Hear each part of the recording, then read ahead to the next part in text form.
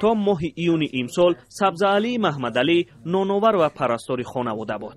حالا برعکس 5 ماه می شود خانواده او را نگاهبین میکند. در ساختمان نیروگاه راغون هنگام کار پرمای کو سبزعلی رو پیچاند. اعضای بدنش شکست و با همین روی بستر شد. مادرش میگوید حالا خانواده پولی ندارد او را طبابت کند. امی بچه میخرون میپوشون یک کلین منوالید بچه منوالید شون پنسیونر خدم کسالی امی میخرون میپوشون خیلی که ترشید گمودیم بخدا اوزلمی مبلغ نیست که مثل ما کل دوری را بگیریم. سبزعلی محمدعلی در راغون کارمند شرکت تگین بوده است. در اول به خانواده اش وعده کمک کرده اند ولی هیچ یاردمی نشده است.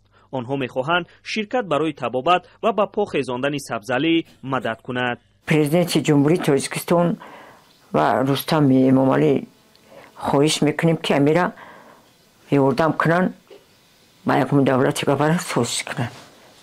همین نونتی و آتی ما میاد دیگه ما هیچ که ما امکانه نداریم. حالا به او همچون معاش مبلغ معین از سوی اداره ساختمان راغون پرداخت می شده است. خانواده‌اش میگوید که این مبلغ را هم بعد شکایت‌های زیاد دریافت کرده است. اولش یک مدت گذروندن دعوا کردیم مراجعت کردیم اولش گذروندن 3800 دلار جون هیچی نمیشه.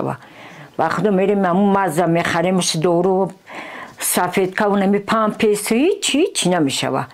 رو برای میخدونم چه ایستودیم. 2 سال پیش سبزعلی برای کار به راغون رفت. در اول بافنده ارماتور بوده است. بعدی حادثه نخوش او را در بیمارستان راغون بستری کردند. اما ولادت تا بالنسای راغون خواب بودیم 14 روز. بعدی بود بیمارخانه دوشنبه آمدیم قراولو. بعد همجا پیرسه کردم استمرار شکسته بود آهنش ماندن دخترش. از خواب بسیار حالا در پشت سبزعلی زخم پیدا شده است. اما مادرش باور دارد پسر 26 ساله شفا می‌یابد. برای طبابت به گفته مادر مبلغ زیادی در کار است. وی می‌خواهد شرکت کارفرما به خانواده سرمایه دهد تا پسرش را برای طبابت به خارج برد. برای این هر روز به شرکت مراجعت می‌کند اما از شرکت پاسخی نمی‌رسد. راغون یک ساختمان دارای اهمیت عمومی ملی اعلان شده است.